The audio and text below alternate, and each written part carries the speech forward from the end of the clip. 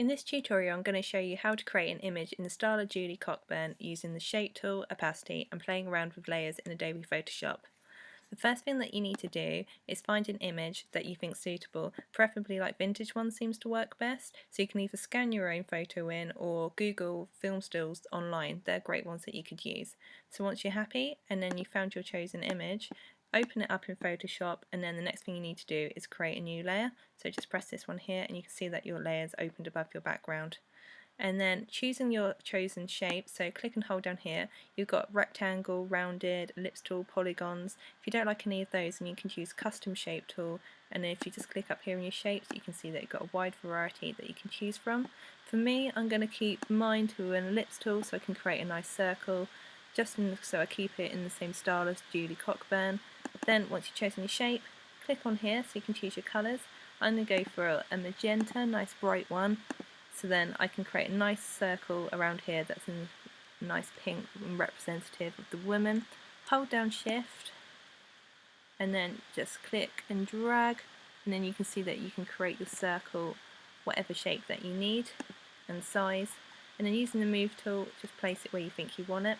Then up here you've got your opacity, and you can see that as I reduce it down the image starts to show through with a hint of the colour showing. So play around until you're happy. I'm going to change mine to probably about 34% because I know that that works successfully for my photograph. And then once you want to create your other shape, you can either keep the same one as you had before or change it to a different one. So create a new layer. I'm going to keep mine to circles, but this time change the colour unless you want it to be the same. I'm going to go for a nice sort of blue, so then again that is representative of the man, and then that colour will do for me. And then again click back on your shape, holding down shift button, keeping it in proportion. I'm going to try roughly to get the same size, and then I'm just going to move this over just so I can see that's about right, and then move it into where you're happy, and again play around with your opacity, but I know that I want mine to be about 34%. If you do think that any of your shapes are too big, as you can see mine's slightly larger than this one, then you can just go to Edit, Transform Path and then Scale, and then holding down Shift to keep it all in proportion again. Just reduce until you're happy with the size. About there, that's fine, and then using the Move tool I'm just going to move that into place. And then the next step that I'm going to do is create another layer and just add some nice circles in here just so I can make this connection between the two, as it looks like you've got a bit of a love scene going on. So selecting the tool again and the colour, I'm going to go for a dark blue so I can get some nice mid-tone ranges going through. About there will do, so I get this navy colour happening. And then I'm going to go slightly smaller until I'm happy. There we go. This time I'm going to change my opacity first so I can see what I'm doing and when I move it. I'm going to make it slightly darker so you can see that my pink and my blue tones are going to be changing. I'm probably going to go about for 54, see what that looks like. It's not too bad, go up slightly. That's okay. And then this time I'm just going to be moving it just so it covers this section of his face here, and then it's going slightly over into the woman's face. I'm going to create a new layer, change the colour again, and this time I'm going to try to find a nice turquoise. That will do. And again, back to your chosen shape, holding down shift, keeping it in proportion, trying to match these two up. I'm going to reduce the opacity down, as you can see that that's too dark. It might not be too bad. And then I'm just going to move it so that it covers her face.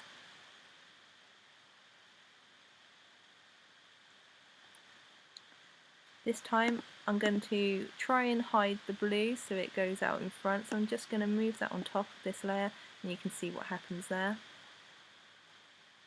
And then I'm going to change the opacity, bring it down slightly, probably about 54. But I think my shape's a little bit too large, so I'm going to go Edit, Transform Path, Scale, just move and play around literally until you're happy. And bring that in slightly, there we go, that looks a bit better. And exactly the same for my turquoise shape, you've got to click on your layer first, otherwise it won't be selected.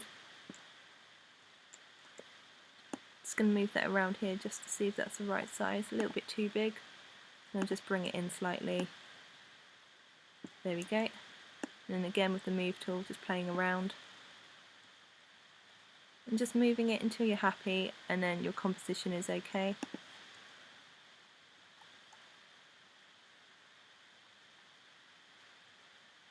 There we go, and then I think that's all I want, unless I can might adjust the blue opacity up a little tiny bit.